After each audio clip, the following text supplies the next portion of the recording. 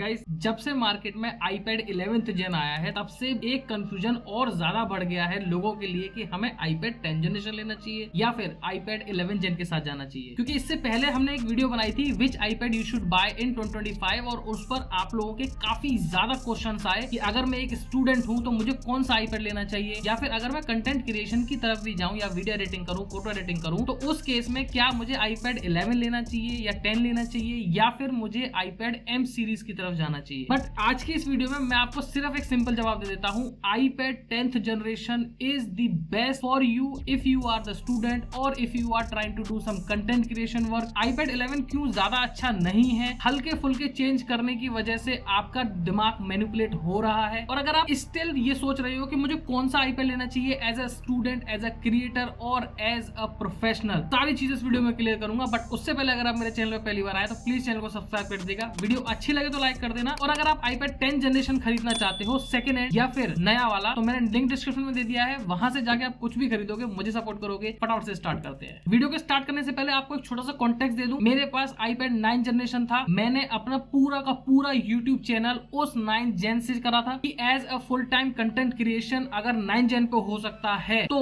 आप 10 जेन पे भी कर सकते हो। तो सबसे पहली चीज, अगर आप एक स्टूडेंट हो, यानी कि अगर आप किसी भी स्ट्रीम के स्टूडेंट हो, आप IAS की तैयारी कर रहे हो, आप कोचिंग कर रहे हो, आप किसी इंस्टीट्यूट में पढ़ते हो, या फिर आप एक मेडिकल स्टूडेंट हो, या फिर आप लॉयर हो, नो मैटर, किसी भी स्ट्रीम के स्टूडेंट हो, then iPad 10th generation is most value for money iPad for you. क्यों? उसका रीजन है। उससे पहले मैं आपको स्पेक्स और चेंजेस बता देता हूँ कि हम जो पैसे ज्यादा इन्वेस्ट कर रहे हैं वो क्यों कर रहे हैं, किस लिए कर रहे हैं। सबसे पहली चीज, डिस्प्ले की बात करूं तो वही आप 10.9 इंचेस की लिक्विड रेटिना डिस्प्ले मिलती है, 11 जेन में आपको 11 इंच की डिस्प्ले मिलती है। मतलब इतना सा डिफरेंस ही आपको डिस्प्ले में देखने को मिलता है। बाकी डिस्प्ले स्पेक्स की बात करूं तो सेम sRGB लेवल आपको उसमें मिल जाता है, ट्रू टोन उसमें मिल जाता है, और जो 500 निट्स की पीक ब्राइटनेस है दोनों में एग्जैक्ट सेम है। 60 हर्ट्ज का पैनल जो आपको 10 जेन में मिलता था वही आपको 11 जेन में मिलता है। तो डिस्प्ले में तो बिल्कुल भी कुछ चेंज नहीं है, रेजोल्यूशन भी बिल्कुल सेम है। तो अगर पेंसिल सपोर्ट की बात बता दूं, एप्पल फर्स्ट जनरेशन वाली जो पेंसिल है वो ही इसमें आपको सपोर्ट में मिलती है, यानी कि आपको वो USB से ही चार्ज करनी पड़ेगी। जो चीज 10th में है वही 11th में है। डिस्प्ले में कोई भी चेंज आपको यहाँ देखने को नहीं मिलता है। अपार्ट फ्रॉम दैट, अगर मैं रैम और प्रोसेसर की बात करूं, जिससे कि बहुत लोगों का दिमाग घूम रहा है कि भाई अगर हम एडिटिंग करते हैं, कंटेंट क्रिएशन करते हैं तो यहाँ प्रोसेसर हमें ज्यादा मिल रहा है। तो भाई प्रोसेसर के नाम से नहीं, उसके कोर और उसके परफॉर्मेंस कोर्स की तरफ आप जाओ तो 10 जेन में आपको A14 और 11 जेन में आपको A16 बायोनिक मिलता है। लेकिन वहीं अगर कोर की बात करूं तो A14 में आपको 6 कोर का CPU मिलता है और 4 कोर का GPU मिलता है। लेकिन अगर A16 की बात करूं तो वहां पर आपको 5 कोर का CPU मिलता है और 4 कोर का ही GPU मिलता है, यानी कि A16 में आपको जो CPU कोर है वो एक कम ही आपको मिलता है, और दोनों में जो न्यूरल इंजन है 16 कोर का वो सेम है। परफॉर्मेंस में बूस्टअप कहां से आया? वो आया आपकी 6 GB की रैम से। तो यहाँ पर आपको रैम ज्यादा मिलती है, 10 जनरेशन है उसमें 4 GB की रैम है, आपकी एडिटिंग बहुत आराम से करा देगा। अगर आपको इस चीज में कंफ्यूजन है कि हमें iPad पे कौन सा सॉफ्टवेयर यूज करना चाहिए तो उसकी वीडियो हमने ऑलरेडी बना रखी है, यहाँ कार्ट में आ रही होगी, आप जाके चेकआउट कर सकते हो। और लिटरली उस वाली वीडियो को देखने के बाद आपका एडिटिंग ऐप और एडिटिंग को लेकर सारा डाउट क्लियर हो जाएगा। कैमरास की बात करूं तो दोनों में ही आपको 12 मेगापिक्सल के कैमरे मिल जाते हैं। कैमरे में कोई भी चेंज नहीं है। कैमरे से आप डॉक्यूमेंट भी स्कैन कर सकते हो, वीडियो 4K तक रिकॉर्ड कर सकते हो, फोटोज खींच सकते हो, पैनोरामास ले सकते हो, टाइम स्टैम्प ले सकते हो। बट सारी चीजें दोनों में बिल्कुल इक्वल है। और फ्रंट की बात करें तो यहाँ पर आपको सेंटर स्टेज वाला कैमरा मिल जाता है। मतलब अगर आप मीटिंग्स वगैरह लेते हो तो आप थोड़ा हिलते डुलते हो तो वो कैमरा आपकी तरफ, आपके फेस की तरफ एडजस्ट कर देता है। दोनों में सेम टेक्नोलॉजी यूज हुई है। और एक चीज मुझे बिल्कुल समझ नहीं आई कि जब प्रोसेसर बढ़ा दिया तो पोर्ट भी बढ़ाना चाहिए था। तो दोनों में जो पोर्ट मिलता है वो आपको C टाइप कनेक्टर मिलता है, जो कि जेन 2.0 वाला ही है। इससे आप कोई भी डिस्प्ले आउटपुट नहीं ले सकते, मतलब जो स्टेज मैनेजर वाला फीचर होता है वो आप नहीं ले सकते हो, बट नॉर्मल जो डिस्प्ले आउटपुट है वो ले सकते हो। उसके लिए तो थोड़ा बहुत कन्वीनियंट है, बट जो डिस्प्ले में साइड से जो बार आएंगे वो आपको बहुत ज्यादा एनोइंग लगेंगे। जो स्टेज मैनेजर की बात मैं कर रहा हूँ वो एप्पल की M1 चिप या M2 चिप के साथ में आती है,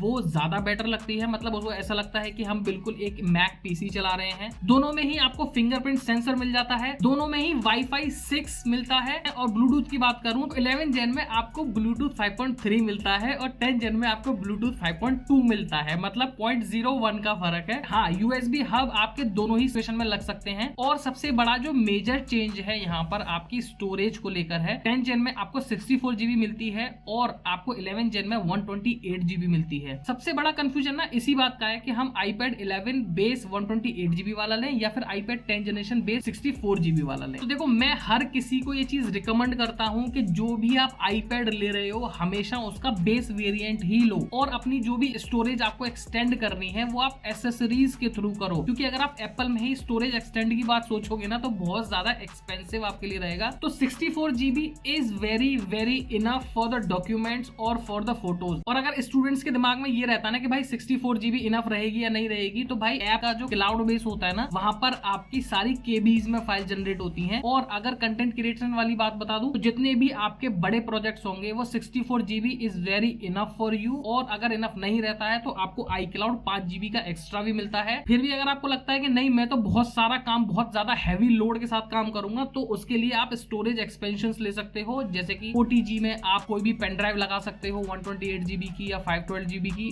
जो भी आपका बजट अलाउ करता है वो ज्यादा बेटर रहेगा एज कम्पेयर टू यहाँ पर ज्यादा पैसा खर्च करने से। क्यों? क्योंकि उसका रीजन है कि 27,000 में जब आपको नया iPad मिल सकता है तो क्यों आप 35,000 खर्च करके एक iPad 11 Gen लो जिसमें सेम ऑलमोस्ट सेम स्पेक्स हैं, सिर्फ स्टोरेज एक्सपेंशन है और प्रोसेसर भी ज्यादा है बट प्रोसेसर कोर्स में कम है। 27,000 का आप iPad 10 जनरेशन ले लो और 1,000-2,000 रुपए के आप एसेसरीज ले लो, उससे अपनी स्टोरेज एक्सपेंड कर लो। और स्टूडेंट के लिए सबसे अच्छी चीज बताऊं, एप्पल पेंसिल फर्स्ट जनरेशन लेने से अच्छा है आप King 1 की पेंसिल ले लो। लिटरली बताऊं one of the best pencil I have ever seen, I have ever work. Video देखनी है तो यहाँ कार्ड में आ रही होगी, जाके देख सकते हो। और इसी iPad को मैं रिकमेंड करता हूँ आपको कि as a student, as a creator और एज अ प्रोफेशनल आप अगर आप चाहते हो कि मुझे 10 और 11 नहीं लेना, मुझे तो बहुत ज्यादा हैवी काम करना है, तो go with iPad 5th generation with M1 chip और iPad Air M2 चिप वाले के साथ जाना। एंड्रॉइड की रिकमेंडेशन चाहिए तो उसके लिए मैं अलग सेपरेट सी वीडियो बना दूंगा, वो अलग टॉपिक है, क्योंकि iPad और एंड्रॉइड टैब अलग अलग ऑडियंस को टारगेट करते हैं, वो उन दोनों को मिक्सअप नहीं करना चाहिए। So alright guys, time to wrap up this video. Hope करता हूं आपको आज की वीडियो अच्छी लगी होगी, और अगर अच्छी लगी हो ना प्लीज एक लाइक कर देना। और जो आपका भी दोस्त हो उस iPad लेने के बारे में सोच रहा हो और कंफ्यूजन हो दिमाग में कि iPad 10 लूं, 11 लूं, 5th लूं या फिर M2 वाला लूं, तो उसको ये वाली वीडियो शेयर कर देना। इससे नेक्स्ट वाली वीडियो में मैं आपको iPad 10 जनरेशन पे फुल वीडियो एडिट करके भी दिखाने वाला हूं, तो उसके लिए चैनल को सब्सक्राइब भी कर लेना। बाकी मिलते हैं आपसे नेक्स्ट वाली वीडियो में, तब तक के लिए